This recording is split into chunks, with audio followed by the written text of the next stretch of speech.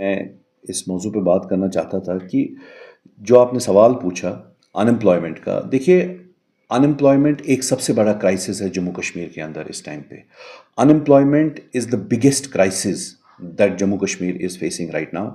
आप ये देख लीजिए कि 30,000, लगभग 30-35 हज़ार नौजवान हर साल ग्रेजुएट हो जाते हैं यूनिवर्सिटीज़ से जो हमारे कश्मीर के अंदर है, लेकिन उसके बाद उन्हें नौकरी नहीं मिलती।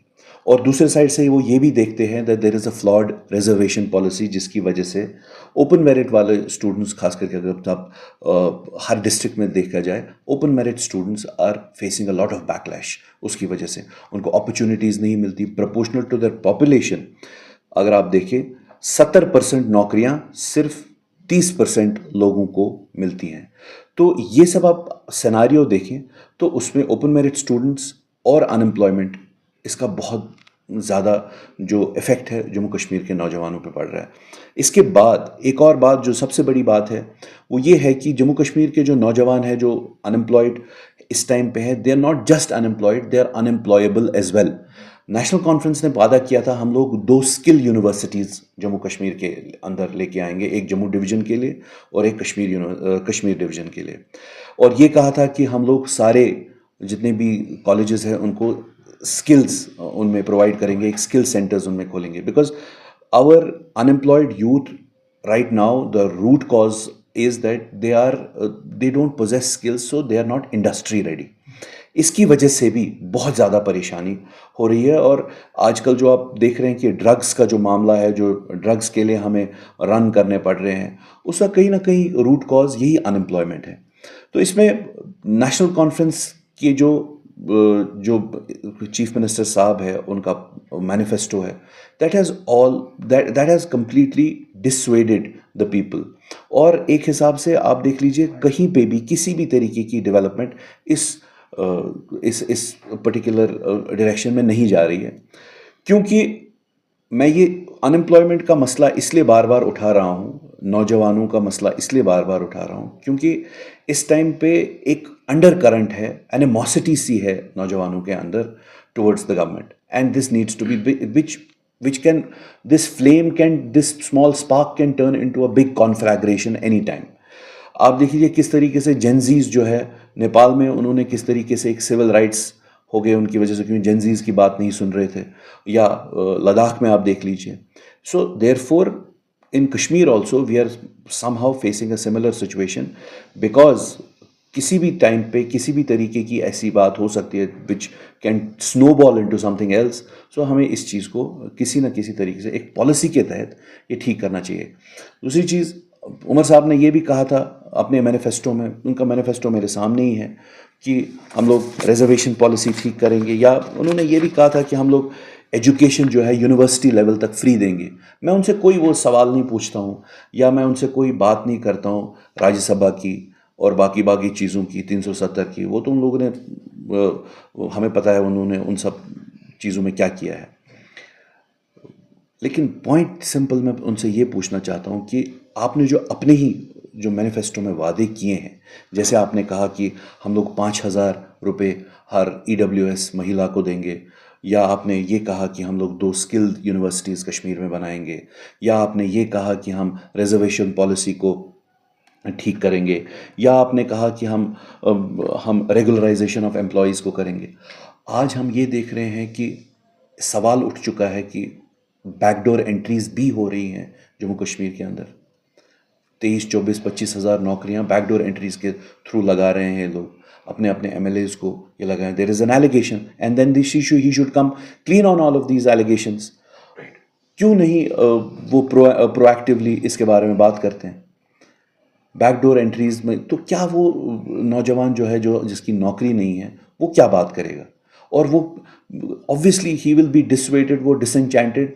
और उसके एक हिसाब से आप देखिए वल्नरेबिलिटीज़ कितनी नौजवानों के अंदर है, तो वो फिर यही ड्रग्स के रास्ते पे चले जाएंगे। तो इसीलिए हमें कहीं ना कहीं इनको अपनी पॉलिसीज़ में, जो आप इन लोगों ने अपने जो पॉलिसीज़ बनाई थी और बोला था कि अपने मैनिफेस्टो में प्रोमिस किए थे, वो कहीं ना कहीं इनको पूरे करने पड़ेंगे ये promise. Otherwise people are just going to face a lot of trouble, and Jammu Kashmir youth already is under a lot of duress, and that duress is going to exacerbate.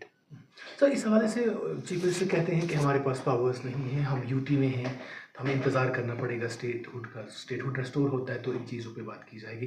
लेकिन उन्होंने ये नहीं कहा था अपने मैनिफेस्टो के दौरान कि जब स्टेट बनेगी तब हम ये काम करेंगे, उन्होंने यूटी का जिक्र किया था।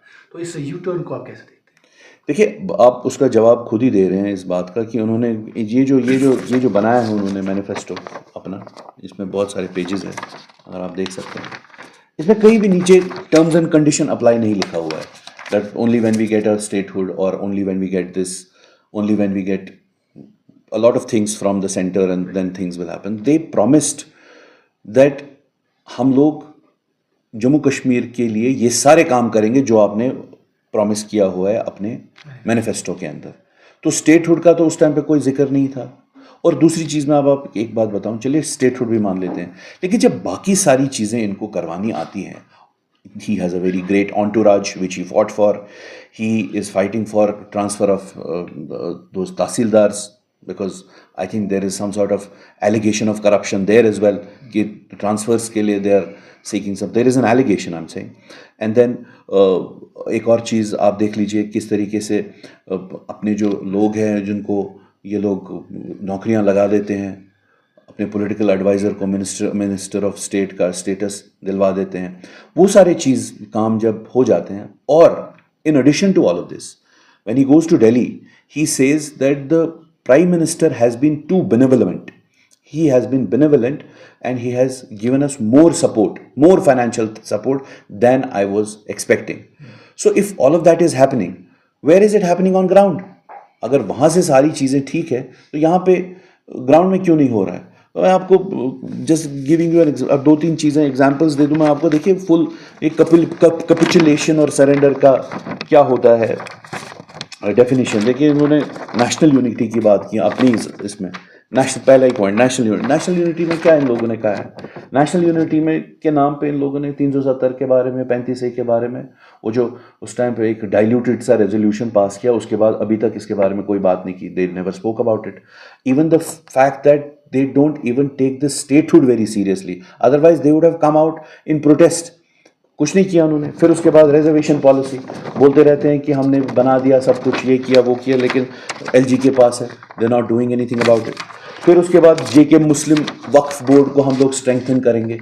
वक्फ बोर्ड को कैसे स्ट्रेंथन किया इन लोगों ने? जब वही मिनिस्टर साहब जब आए थे जिन्होंने वक्फ की बिल इंट्रोड्यूस की, जो आए थे जम्मू कश्मीर के अंदर अभी ट्यूलिप गार्डन में, he was the first one, Kiran Rijiju sahab, he was the first one to garland him and congratulate him on coming to Jammu and Kashmir, and he was parleying with him in the Tulip Garden. So regularization of employees he has written. There's nothing, no work done on that as well. So when we see all of the mining contracts के बारे में there is nothing. पूरी जितनी भी जम्मू कश्मीर में mining हो रही है इस टाइम पे, वो कहीं ना कहीं किसी न किसी तरीके की मतलब आउटसोर्स कर दिया गया है। So what I am trying to say is that they are not serious about anything that is happening and they have broken the promises that they made, even so much so that इनका जो अपना जो कार्डर है, जो MLAs है, उनमें भी एक फ्रैक्चर आ गया है, मेंबर ऑफ पार्लियामेंट्स में फ्रैक्चर आ गया है। And for what? For just holding on to power for some more time. If that power does not deliver on ground, what is this power for? ये किस चीज़ के लिए है ये पावर अगर ग्राउंड पे डिलीवर नहीं हो रहा है? सो आज मौजू यही था कि अनएम्प्लॉयमेंट बहुत बड़ा इशू है, अनएम्प्लॉयबिलिटी भी बहुत बड़ा इशू है, आप एजुकेशन बहुत बड़ा इशू है।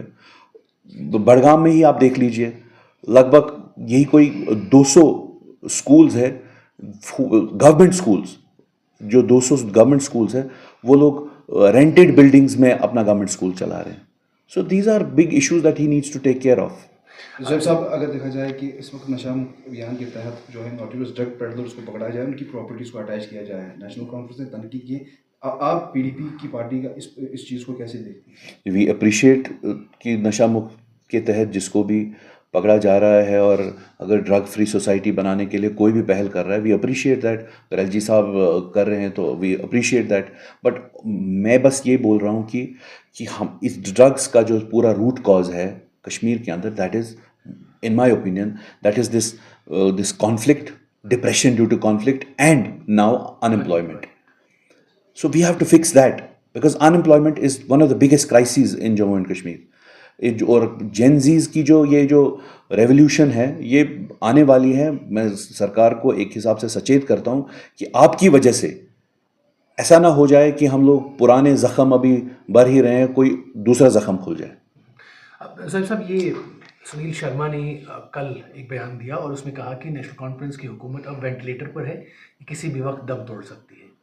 तो पीपल्स डेमोक्रेटिक पार्टी इसको कैसे देखती है? देखिए, मुझे सुनील शर्मा के बारे में कोई बात नहीं करनी, जो उन्होंने कहा तो ठीक है, लेकिन लोग इस टाइम ये बोल रहे हैं कि नेशनल कॉन्फ्रेंस वो सिर्फ उद्घाटन ज़्यादा करते हैं, काम कम करते हैं। Thank you sir. Thank you sir.